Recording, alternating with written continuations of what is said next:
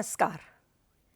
I am Hema Sardana from Hansraj Model School, Punjabi Bagh, New Delhi. Social science is in essence the scientific study of human society and its interaction with the environment.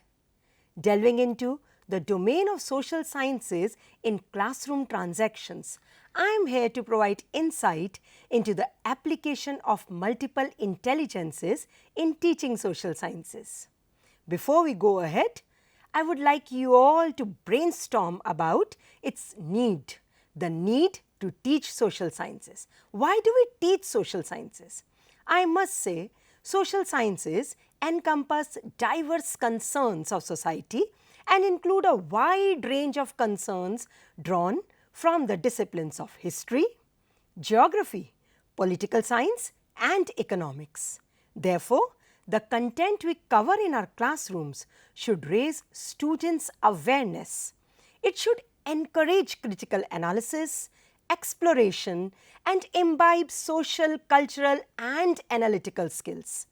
Teaching of social sciences at the secondary stage develops among the learners analytical and conceptual skills, which further enables them to study the historical events with their geographical settings as well as its relevance in the modern world.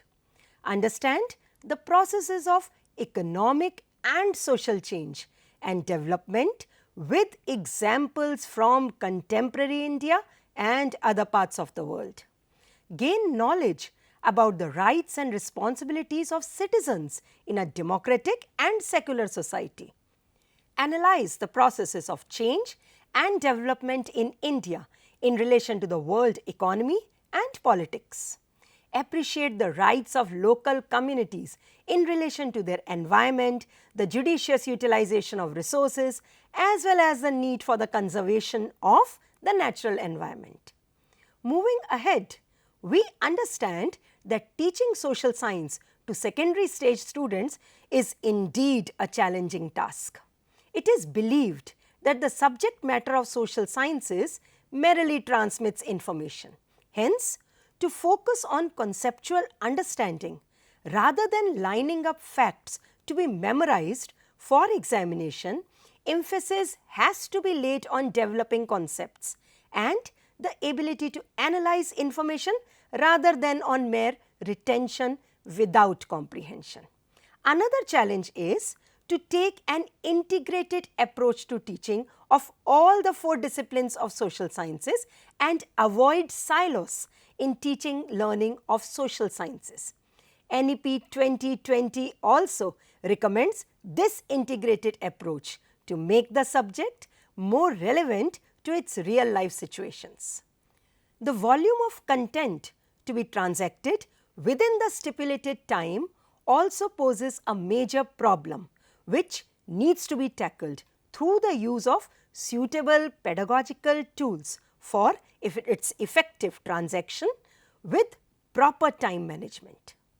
Another challenge is to connect the subject to existing career options, and there are no straight-jacket solutions when it comes to current career scenario.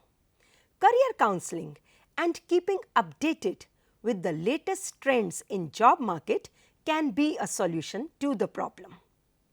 In today's session, we are going to discuss various strategies of teaching social sciences, highlighting the concept of an interdisciplinary approach which can help in making the concepts understandable and relatable for the students. Every teaching learning transaction in our classroom revolves around the following 3 models of pedagogy: transmission model, generative model and transformative model of pedagogy. In the transmission model, the teacher is the expert and has the power. Curriculum focuses on subject matter. There is no space for students' daily life and contexts. The information is organized in sequenced topics and units.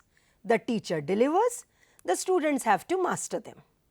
The intended outcome is to pass the test by memorizing and mastering the transmitted information. Let us understand this through an example. On a study camp, the students look like they are having breakfast in a forest. One group of students is chatting about the coming day's activities, and A asks, "How far do we have to walk today?" B says, "A long way is all I know." C informs, "Some boys have started playing in between by pushing and pulling each other and throwing seeds at each other." The students have no idea where they are going, except that this is what everyone does in a study camp. Watching them, we see the teacher leads them on the walk through the forest very quickly, stopping only occasionally for everyone to have something to eat. There is not much time to stop and look, and all that the children seem to do is make it to the end.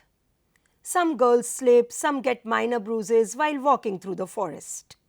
So, we observe that this camp is teacher driven, having a structured environment. Curriculum and activity is delivered. Children learn through prescribed steps. The student's task is to absorb, and the teacher, well, she manages the student's learning. It has been seen in many cases that the transmission model of teaching is practiced widely. However, CBSE is taking constant effort to replace this model with the transformative one. We now move to the second model of teaching learning, which is generative model of knowledge transaction.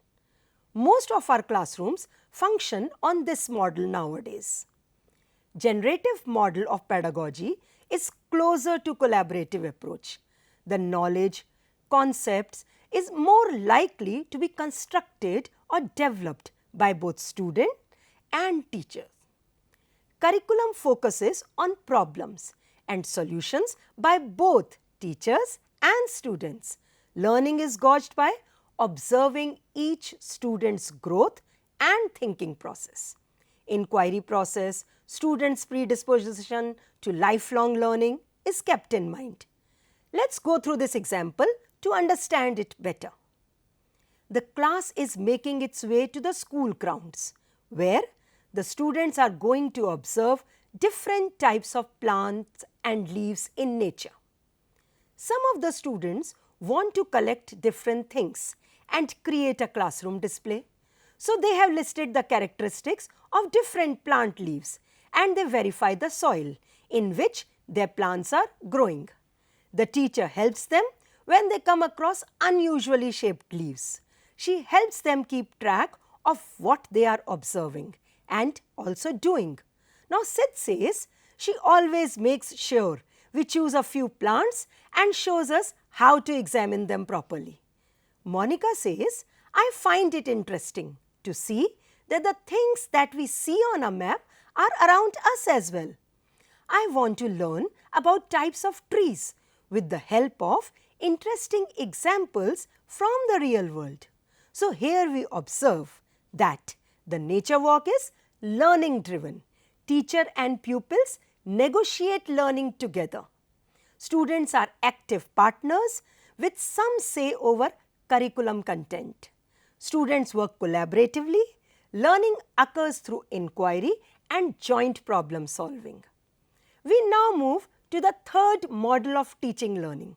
This is the path on which the NEP 2020 finally wants us to walk and make newer paths as well. The transformative model of teaching learning.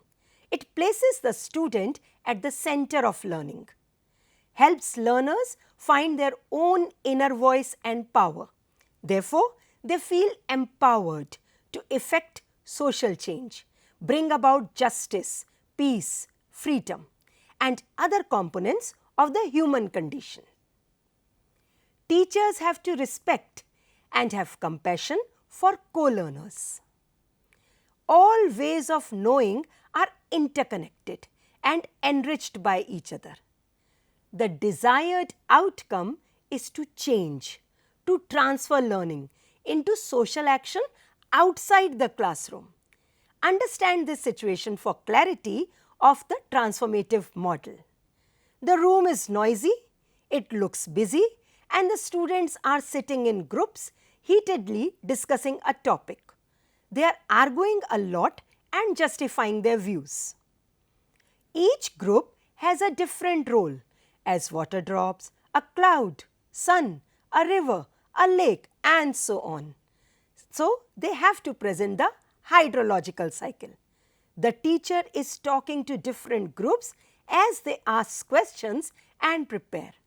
Some students seek permission to go to the library to find more information. Another student goes to meet the art teacher to help do some props. Two students want to meet their language teacher so that she can review the rhyme that they have created using the keywords and also help them write dialogue for the role play. So, this is a group activity where children are studying about water and the water cycle. They are trying to develop an understanding of various terms related to it. We observe that the classroom is, yes, you are right, student driven.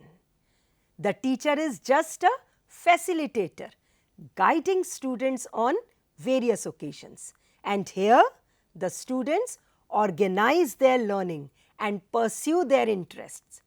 Teacher, well, she merely assists, and the students are expected to motivate themselves. Learning is about exploration, discovery, and students are managing their learning. So, the transformative model is what we strive to achieve. Let us now study two classroom situations.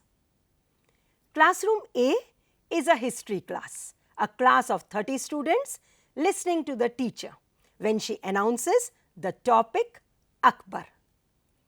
They open their books to the page announced and follow in their books what the teacher is reading. From time to time, the teacher writes a word, maybe a phrase or a date on the chalkboard. The students copy them in their exercise books. Sometimes the teacher explains a few sentences that she thinks the students cannot understand. After reading 3 or 4 paragraphs, the teacher asks questions to few students. Whenever the students hesitate to give the wrong answer, the teacher answers. So, what do you think is the role of the teacher in classroom A? Yes, it is evident that the teacher is the expert and makes sure that the discussion is limited to the content of the book only. Now, moving on to the role of the students, what do you feel? Well, we can observe that the students are supposed to absorb the information given by the teacher and need not analyze or reason. Analyze whether the learner is becoming self-reliant. Do you think so? The students learn to follow the instructions and they copy down from the board, but they are not becoming self-reliant as they don't pose doubts and also hesitate to answer. Let us shift our attention to classroom B. Again, a history class in progress and again the topic of Akbar being covered there. So, the class is divided into 4 groups. Each group has been assigned a task. One group is working on a map of India. They have to mark on the map the empire that Akbar inherited and later annexed. The teacher has asked them to refer to pages 139 to 142 of their history textbook and page 14 of the historical atlas which she has given them. Another group is working on charts on Akbar's religious policy. One is working on Akbar's administrative reforms and then another one on Akbar's monuments. So, the teacher has also asked them to refer to certain pages in their history textbooks and reference materials which she has brought from the school library. So, what according to you is the role of the teacher in classroom B? You will say that the teacher is a facilitator in this classroom and learning is based on exploration. Why? Because the teacher is guiding them and taking them closer to the content, but not providing them with the content. Remember, the teacher is not providing the content. Now, think about the role played by the students here. The students are indeed becoming self-regulated, independent learners who give way to inquiry and exploration in their learning. Now, analyze how this learner is becoming self-reliant in classroom B. The students work collaboratively. Learning occurs through inquiry, joint problem solving, and they are developing a temperament for self-exploration and discovery. That's right.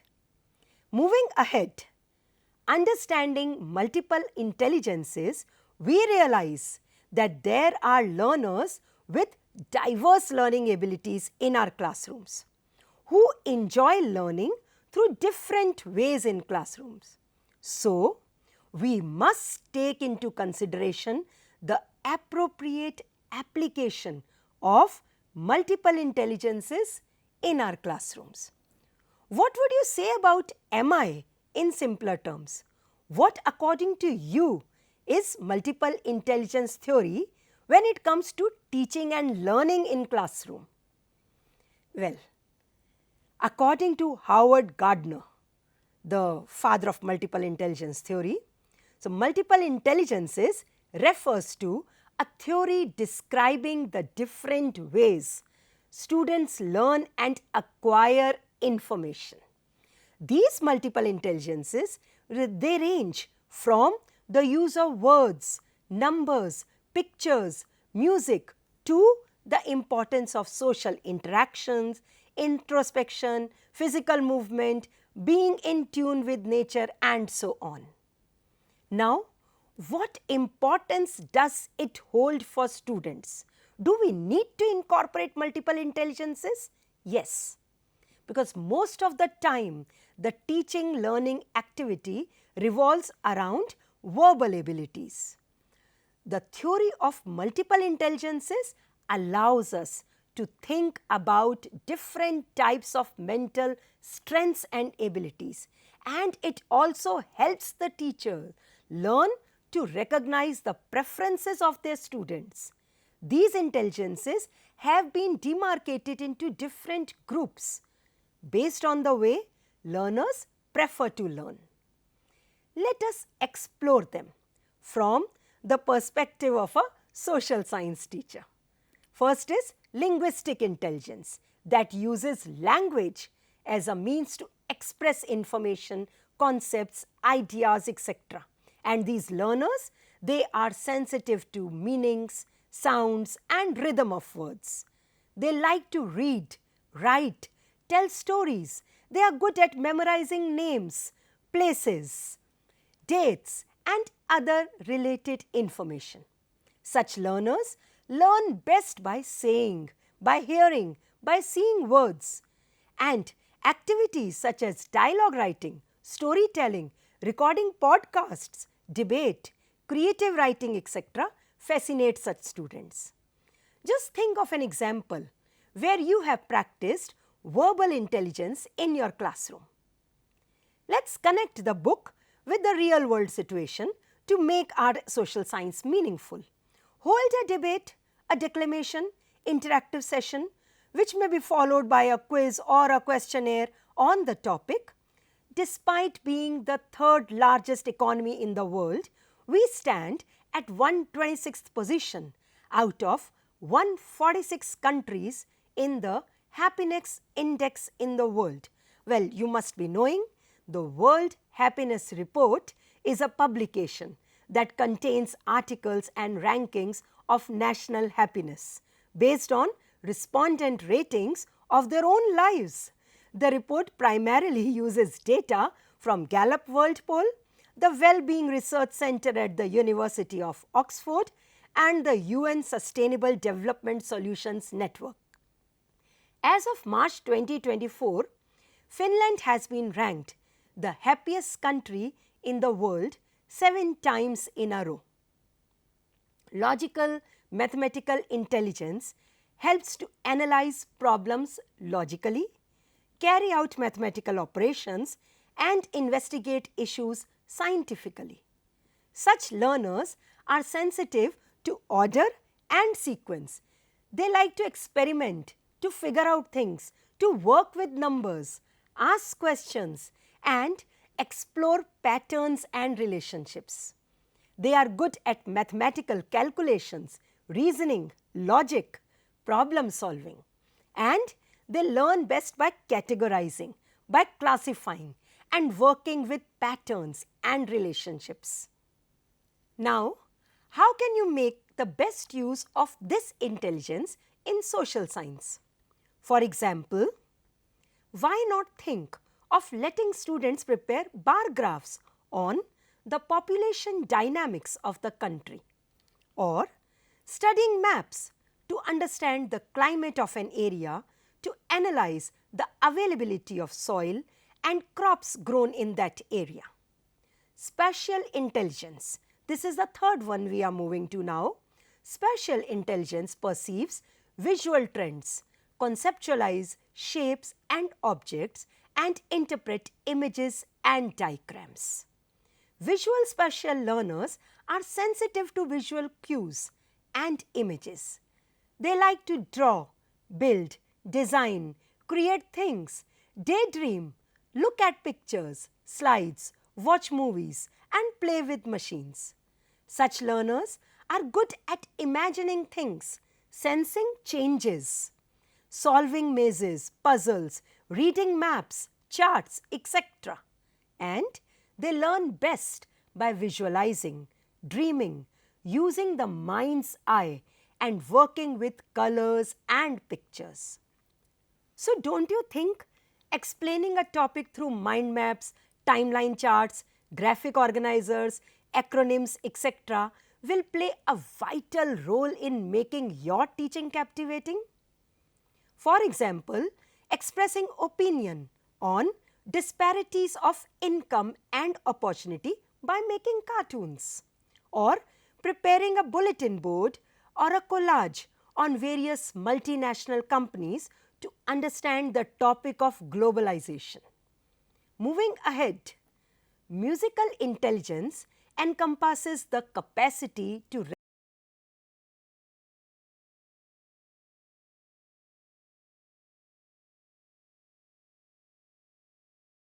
playing instruments, drumming on tables, voice modulation, creating sounds, etc., and enjoy activities like role play, dramatics, mimicry, musical compositions, etc. Such learners like to sing, hum tunes, listen to music, play an instrument, and respond to music. They are good at picking up sounds, remembering melodies, noticing pitches, rhythms, and keeping time. They learn best by rhythm, melody, and music. Let me give you an interesting mnemonic. Well, mnemonic device is a technique designed for learners which aids to retain information. Its objective is to transfer usually a string of words into a format that retention of the original form is better, retrieved by the brain. Now, you all know very well that even the best of students make mistakes while marking the northeastern states. So, you can give them a very interesting mnemonic, aha, nani, mami, mili, teri, meri, aaj. Now, relate it to the location of northeastern states on the map. Aha, A for Arunachal Pradesh, nani, na for Nagaland, mami, ma for Manipur, mili, mi for Mizoram, teri, T for Tripura, meri, me for Meghalaya, and aaj, A for Assam. See, we can always devise ways to take the learnings to the students in an innovative manner. For example, initiating the discussion about the revolt of 1857 in our classroom by reciting "Khoob ladi mardani wo to Jhansi wali rani thi," or using Katputli or puppets to explain the election system in the country. Bodily kinesthetic intelligence entails the potential of using one's whole body or parts of the body to solve problems. These learners are sensitive to activity, athletics, physical gestures, especially while talking, dancing, playing sports, building models, etc. They like to move around, touch, talk, and use body language. They are good at physical activities like sports, dance, acting, and crafts. They learn best by touching, moving, interacting with space, and processing knowledge through bodily sensations. For example, making a model of the earth to understand the layers of the earth, or dressing up like a tree and enacting the pain it feels on being uprooted. Moving on to the next one. Interpersonal intelligence allows people to work effectively with others. Some learners are sensitive to leadership opportunities and others' feelings. They are street smart and prefer collaborative work, peer tutoring, reaching out to people. They like to have lots of friends, talk to people, join groups, and are good at understanding people, leading others, organizing, communicating, manipulating, mediating conflicts. They learn best by sharing, comparing, relating, cooperating, and interviewing. For example, a reciprocal teaching presentation by a group of students on the impact of climate change on the habitat of migrating birds, or active involvement in school's community service club, youth parliament, etc. Next one, intrapersonal intelligence, sometimes called self-intelligence, entails the capacity to understand oneself and to appreciate feelings, fears, and motivations. These learners are sensitive to their feelings, personal motivation, especially like daydreaming, working alone, like marching to the beat of a different drummer. They like to work alone and pursue their own interests.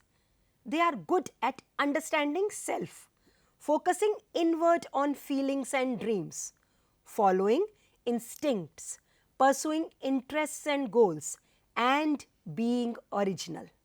They learn best by working alone, individualized projects, self-paced instruction, and having their own space. For example, solving a crossword puzzle to assess the clarity of concepts, attempting a questionnaire for self-reflection, etc. Now moving to the last one, that is naturalistic intelligence. Well, naturalistic intelligence involves understanding the natural world of plants and animals, noticing their characteristics, categorizing them. It generally involves keen observation and the ability to classify other things as well.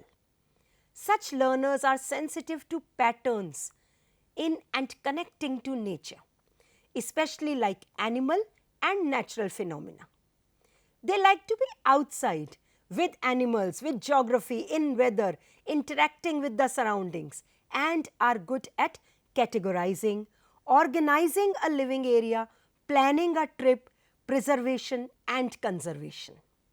Such learners learn best by studying natural phenomena in a natural setting, learning about how things work. For example, visiting the Red Fort to learn about the preservation of our heritage. Let us see which intelligence fits into the following situation which demands all the multiple intelligences. It is a preparation time for a group presentation where the students are dividing their responsibilities. One of them prefers to do the writing and library research. This shows that the learner is linguistically intelligent. The other one opts to create charts and graphs.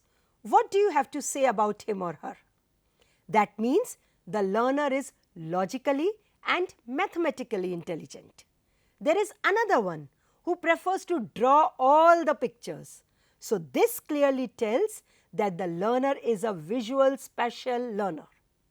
Moving ahead to other responsibilities. Here is the student who has chosen to move the props around, hold things up and build a model. So what intelligence does this learner possess? Yes, the learner is bodily-kinesthetic intelligent. There is someone who wants to create catchy slogans and compose raps for the presentation. What kind of a learner is this one? You are thinking right. We have a musically intelligent learner in the group. We have another one in the group who has the skill to help organize the group's efforts. What should we think here? The learner has impressive interpersonal intelligence, I believe. There is one member in the group who says that I would like to contribute something that is uniquely mine, often based on how I feel. So what do you think about this student? Such a learner has intrapersonal intelligence. So to conclude, I'll say, teachers who love teaching teach children to love learning. You can open the doors to exploration and innovation. Kindle the lamp of experimentation and let the students gain learning experiences. Thank you so much. Enjoy being on a voyage of learning. Namaskar.